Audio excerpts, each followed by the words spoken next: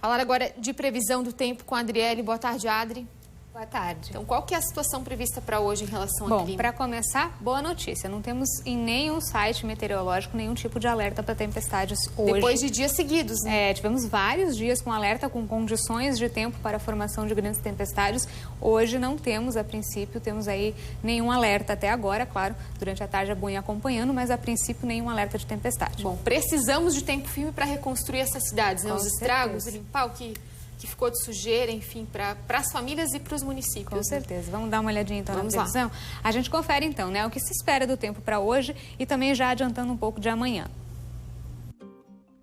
O dia de hoje vai ser de sol com presença de nuvens na maioria das regiões de Santa Catarina, conforme indica a previsão do tempo da Epagre-Ciran, e com temperaturas mais amenas também na maior parte das cidades, incluindo as nossas aqui do Alto Vale, onde as máximas ficam em média nos 26 graus. Na região oeste é que esquenta mais. Amanhã esses números ficam parecidos, só um pouquinho mais altos, mas não a ponto de passar da casa dos 30 graus. O restante da semana, aliás, deve ter máximas bem mais amenas. E para amanhã também a presença de um sistema de alta pressão faz o dia ter tempo estável e ensolarado, com poucas variações de nuvens na maioria das regiões catarinenses.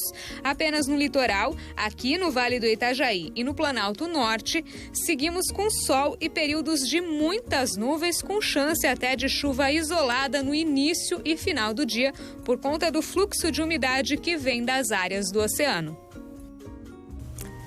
Vamos agora atualizar as questões ligadas aos temporais da semana passada, né? O Ministério do Desenvolvimento Regional reconheceu ontem estado de calamidade pública em 3 municípios de Santa Catarina que foram atingidos pelas enxurradas, e eles são aqui da nossa região. Rio do Sul, Presidente Getúlio e Ibirama são as cidades com esse decreto reconhecido. Com essa medida, as prefeituras podem agora acessar recursos federais para ações de socorro e assistência à população e para o restabelecimento dos serviços essenciais em áreas afetadas. Desde quinta-feira, uma equipe da Secretaria Nacional de Proteção e Defesa Civil e do Ministério do Desenvolvimento Regional está em Santa Catarina para auxiliar na avaliação dos danos e também na elaboração dos planos de trabalho para a solicitação de recursos federais. A Defesa Civil Nacional reconheceu ainda situação de emergência em outros 2 municípios de Santa Catarina por conta das tempestades da semana passada. Também aqui no Alto Vale, Vidal Ramos e Aurora. Além disso, outras 30 cidades gaúchas e catarinenses tiveram esse mesmo reconhecimento, mas por conta da situação da estiagem. A gente falando em previsão, nesses últimos dias tem se perguntado muito como é que não foi prevista essa tragédia toda que aconteceu aqui na nossa região, né? A gente vai te mostrar agora uma reportagem que explica o nosso sistema de monitoramento meteorológico catarinense e os desafios de fazer previsões certeiras sobre esse tipo de evento. A Defesa Civil do Estado de Santa Catarina utiliza estações meteorológicas, imagens de satélite, sensores de detecção de raios e o sistema de barragens de contenção de cheias. Tudo para prevenir e tentar evitar tragédias como a que aconteceu na madrugada de quinta-feira. Santa Catarina é um estado que está em situação geográfica favorável a fenômenos climáticos de maior intensidade. E toda essa estrutura não foi o suficiente para prever ou evitar a destruição que ocorreu na região do Alto Vale do Itajaí. Os modelos meteorológicos, eles não previram a intensidade desse tipo de evento. A gente tinha emitido um aviso meteorológico durante o dia, a região estava em atenção para enxurradas, alagamentos e deslizamentos, e da forma como aconteceu, acabou desencadeando todo esse desastre. Então, para a Defesa Civil, seria praticamente impossível com muita antecedência prever esse evento. Em 2008, Santa Catarina passou por um fenômeno semelhante ao que aconteceu nesta semana. Foi na cidade de Ilhota, na região do Vale do Itajaí. As chuvas fortes, que duraram semanas, provocaram deslizamentos de terra no Morro do Baú.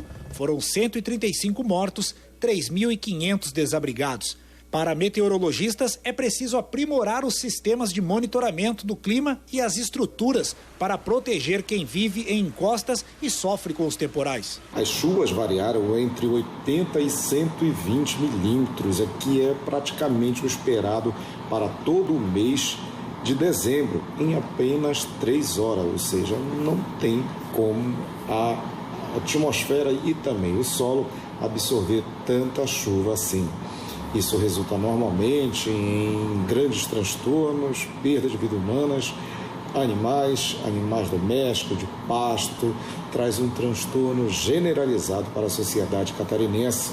Essa condição ela já foi observada em outras regiões do estado, muitas das vezes muito associado à geografia, ao relevo da região.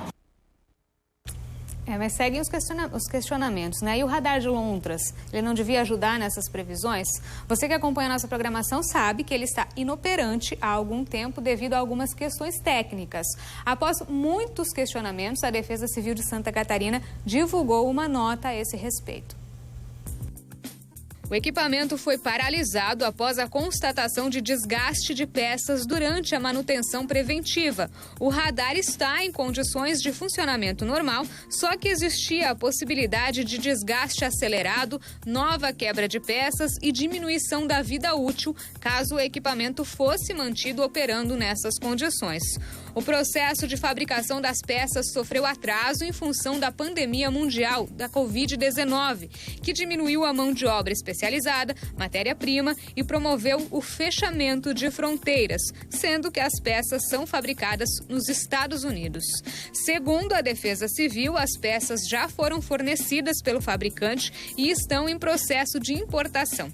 Caso as fronteiras sejam mantidas abertas e o transporte de carga internacional mantenha a operação, a instalação deve começar no próximo mês. Ainda segundo a nota, o radar é um equipamento de monitoramento. Ele não afasta a possibilidade de eventos climáticos. E para que o equipamento fosse desligado, a DCSC preparou uma estratégia para garantir a continuidade da emissão de alertas. Dessa forma, a pasta garante que permanece com a capacidade de monitoramento da área coberta pelo radar de lontras e de emissão de alertas à população, utilizando dados dos radares do Morro da Igreja, do Oeste, Sul, do Estado do Paraná, de uma ferramenta de captação de descargas elétricas na atmosfera, imagens geradas pelo satélite meteorológico GOES-16, que fornece informações de tempestades severas, da rede de pluviômetros, que realiza o monitoramento do acumulado de chuva, e anemômetros, que acompanha a velocidade do vento. Esses dados, segundo eles, são suficientes para que os meteorologistas acompanhem o deslocamento ou a formação de qualquer instabilidade atmosférica na região.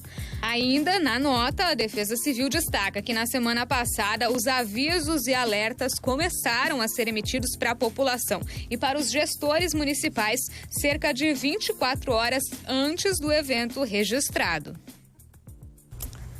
Aí, né? A gente sempre diz para ficar ligado aí nas redes sociais da Defesa Civil, mas a gente viu que os alertas também vieram um tanto quanto tarde, esses mais efetivos em relação a onde iria cair. É muito difícil de prever isso também, né? Exatamente onde vai cair, quais serão as áreas atingidas pelo evento mais extremo, né? Então, realmente, como disse aí o pessoal na reportagem, tem que aprimorar muito ainda o nosso sistema de monitoramento para a gente ter uma coisa mais precisa, né? Para ajudar as pessoas. O que a gente tinha eram esses alertas localizados na região do Alto Vale, mas a gente viu que foi bem pontual, né? Exatamente. Rio do Sul, numa localidade específica, e Ibirama e Presidente Getúlio. Não ocorreu em todo o Alto Vale. E com uma intensidade maior do que a esperada. Essa precisão mais localizada era o que a gente precisaria, né? Para ajudar. Mas para isso falta ainda muita tecnologia. Exatamente. Espero que isso, num futuro, vendo o tanto de eventos extremos que a gente tem vivido por aqui e que se torna uma constante, a gente sabe que vai ser assim daqui para frente, que se invista muito nisso para que a gente possa ter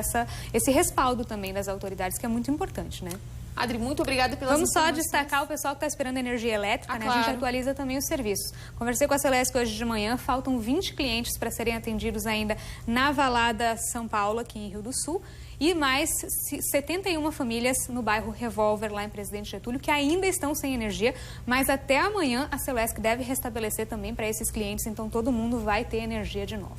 Amanhã a gente atualiza certinho se essas famílias já estão com energia elétrica ou se falta alguma região ainda para ter esse restabelecimento. Com certeza. Agora sim, obrigada, Adri. Até amanhã. Até amanhã.